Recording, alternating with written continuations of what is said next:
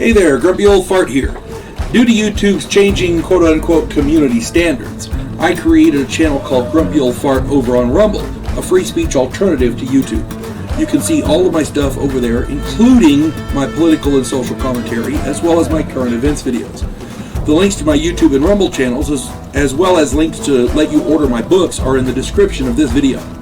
If you enjoy my content, please like, share, subscribe, and comment. I welcome your comments, even if you disagree with me.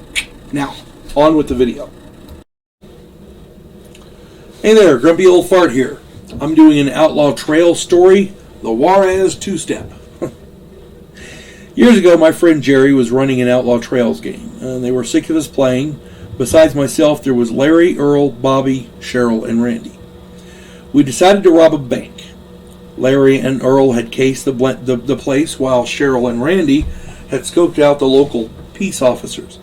Bobby and I scouted the local auction house and found out that there was a huge deal going down, and that Thursday the bank would be loaded with cash from 26 large ranches.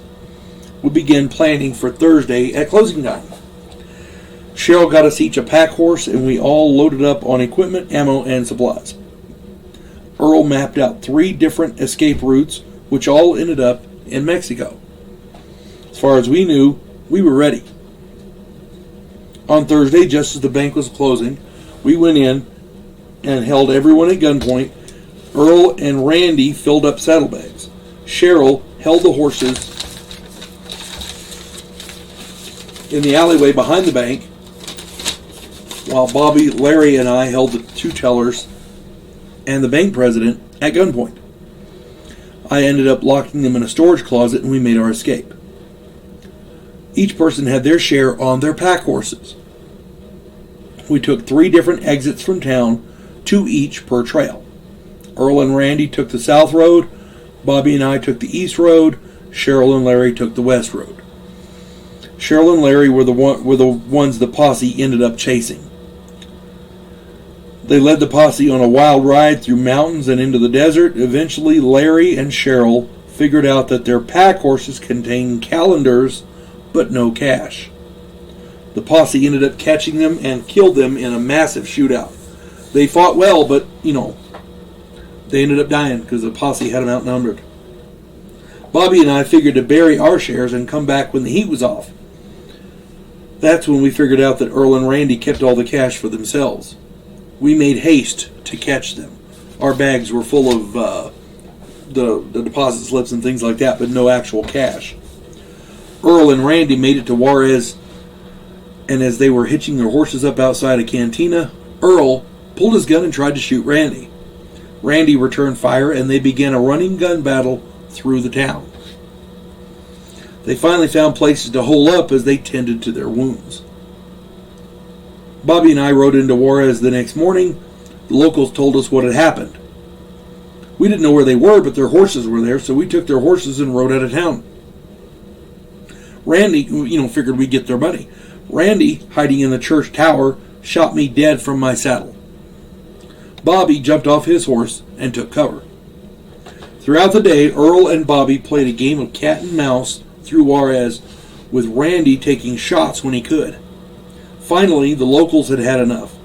They hacked Randy to death with machetes. Bobby was doused with oil and burned to death. Earl was lassoed and dragged to death outside of town. It became very, very bloody. The people of Juarez got really, really wealthy really, really quick. The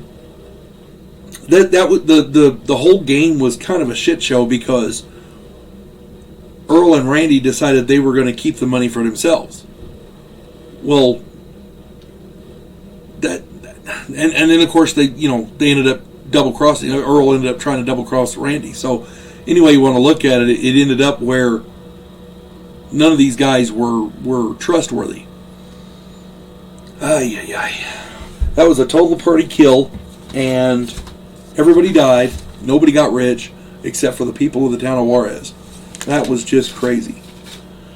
That was one of those games where when it's over with, the players all kind of look at each other and go, okay, that was weird. Maybe we should have somebody else run the game from now on. At any rate, I hope you all enjoyed that. Hope this finds everybody well. You folks have a good day now. God bless one and all. Clarissa Lowe, a historian from the future. Delmore Kane, a Civil War veteran turned outlaw. This oddball pairing faces a conspiracy of epic proportions spanning the centuries. If you like action and adventure westerns with a splash of science fiction and fantasy, check out my book series Drifters and their ongoing adventures.